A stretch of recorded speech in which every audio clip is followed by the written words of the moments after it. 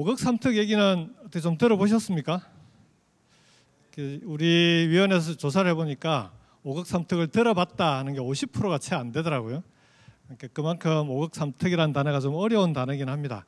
이번 이재명 정부의 지방 살리기 국가균형성장 정책의 브랜드가 5억 3특입니다. 이런 정책이 나오게 된 배경이 뭐냐? 결국은 지금도 수도권으로 계속해서 사람들이 몰려가고 있습니다. 여기 보시면 연도별로 비수도권에서 수도권으로 매년 몇 명 정도 지금 순유입되고 있는지를 보여주는 그래프입니다. 참여정부 때는 14만 명까지, 그러다가 작년에는 4만 5천 명이 비수도권에서 수도권으로 순유입이 됐습니다. 이걸 연령대별로 보시면 40세 이하, 그러니까 6만 6천 명이 수도권으로 몰려가고 있습니다. 40대 이상은 2만 1천 명이 빠져나오고 있습니다. 특히 베이비 부머 세대가 은퇴를 하면서 이제 수도권에서 빠져나오는 인구가 갈수록 많아지고 있는데, 문제는 비수도권 지역에 있는 청년들이 빠져나간다는 겁니다. 대구 경북만 하더라도 작년 한 해 동안 12,500명 가까운 청년들이 수도권으로 빠져나갔습니다. 왜 수도권으로 가냐 물어보면 첫 번째가 일자리고요. 두 번째가 교육입니다. 교육도 대학인데 수도권 대학을 가는 이유도 결국은 일자리 때문에, 지방의 청년들이 가고 싶은 일자리가 많지 않다는 얘기입니다. 근데 문제는 지역에 사업하시는 분들 만나면 뭐라고 그러죠? 사람 구하기 어렵다 그럽니다. 그래서 이주 노동자들을 써야 되고, 농촌에 가면 이주 노동자 없이는 농사 짓기가 어렵게 되는 그런 시대가 되어버렸습니다. 그래서 수도권은 사람들과 돈이 몰려가는 과밀과 집중이 가속화되고 있고, 거꾸로 지방은 소멸로 가는 그런 악순환이 반복되고 있습니다. 수도권과 비수도권은 뭐가 다를까요? 수도권은 경제권과 생활권이 서울, 경기, 인천이 하나의 권역으로 작동합니다. 비수도권은 시도 단위로 따로따로 작동합니다. 수도권에 있는 청년들은 서울, 경기, 인천 어느 도시에 있는 일자리라도 그 일자리를 취업을 하게 되면 대중교통으로 출퇴근이 가능합니다. 이 얘기는 일자리를 선택할 수 있는 범위가 비수도권 지역의 청년들하고는 근본적으로 다르다는 얘기입니다. 대구, 경북에 있는 청년들이, 대구에 있는 청년이 포항에 일자리를 구했어요. 포항까지 대중교통으로 출퇴근이 가능합니까? 대중교통 없이는 도시가 생활권으로 연결되지 않습니다. 생활권으로 연결되지 않으면 경제권이 하나가 되지 않습니다. 그래서 5억 3특이 나오게 됩니다. 수도권만 권역으로 묶여서 1억 체제로 가는 게 아니라 수도권, 충청권, 광주, 전남권, 부울경, 대구, 경북 5개 권역을 수도권 1억이 아니라 5개의 다극 체제로 가자. 여기 빠져있는 강원, 전북, 제주는 3개 특별자치도로 특색 있게 발전시키자. 이게 이제 5억 3특입니다. 대구의 전략산업을 지난번에 이재명 대통령이 대구에 오셔가지고 타운홀 미팅하면서 3개를 발표했습니다. 첫 번째가 바이오, 의료, 헬스케어, 메디시티와 두 번째가 미래 모빌리티, 세 번째가 AI 로봇입니다. 물론 이건 대구만 해당되는 게 아니라 경북도 함께 가야 되는 그런 방향들입니다. 자, 그러면 이 중에 이 비수도권 지역의 권역의 전략 산업을 중심으로 경제권을 하나로 만들자. 그리고 그 경제권을 광역 대중교통망으로 생활권으로 연결해 보자. 이게 5억 3특의 핵심인데요. 여기서 제일 중요한 건 지역의 권역별로 힘을 모으는 건 중요하죠. 권역별로 대구, 경북이 힘을 아무리 모아도 여기에 전략산업을 육성해야 된다. 전략산업 육성의 핵심은 결국은 대기업, 앵커기업의 투자입니다.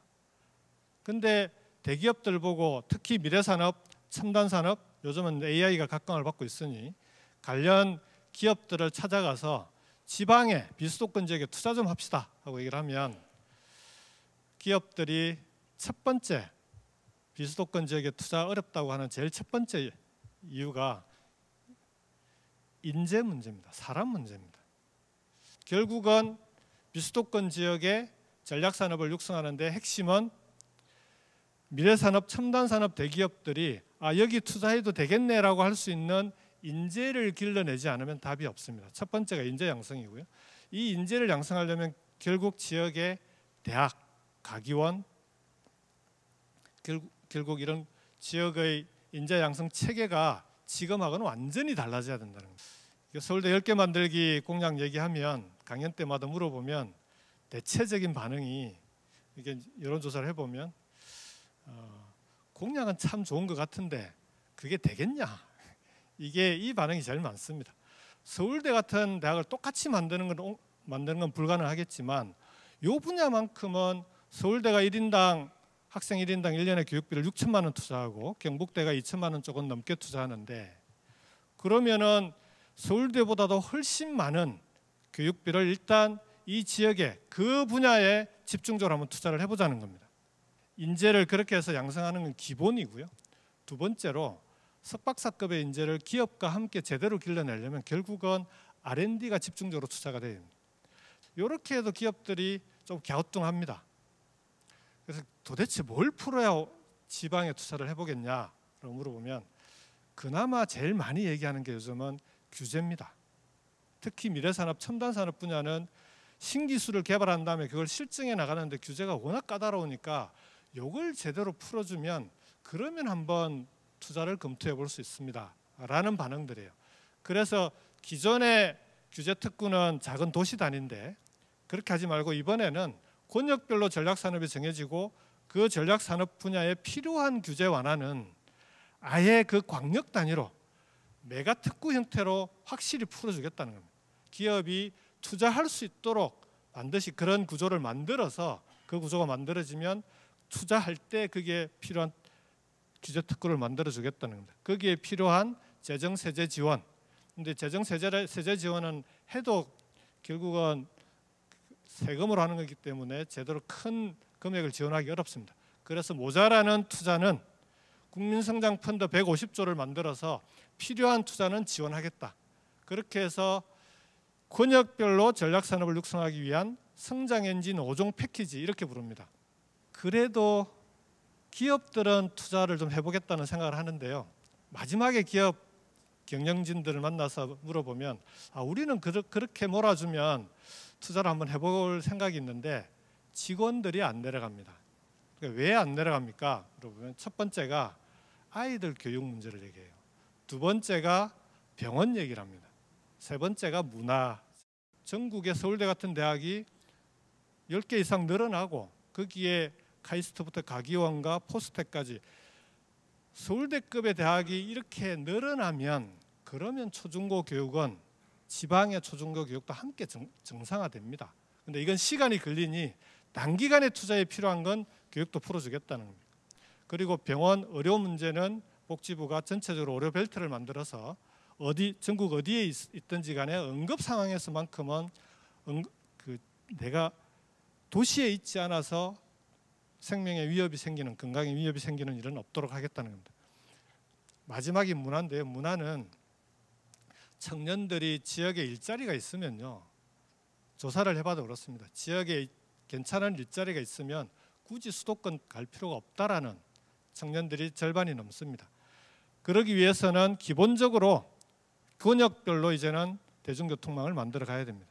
이렇게 해야 적어도 비수도권에 이제는 청년들이 지역을 떠나는 그런 대한민국이 아니라 비수도권 지역에 지방에 있는 청년들도 지역에서 미래의 희망을 찾을 수 있는 그런 지역을 만들어 갈 수 있다.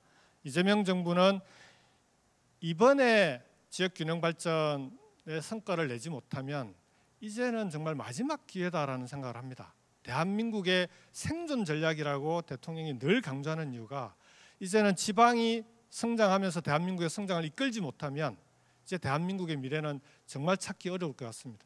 그런 절박감으로 비수도권 지역이 이제는 수도권과 함께 대한민국의 성장을 이끌어 나가는 그런 대한민국 함께 만들도록 하겠습니다. 고맙습니다.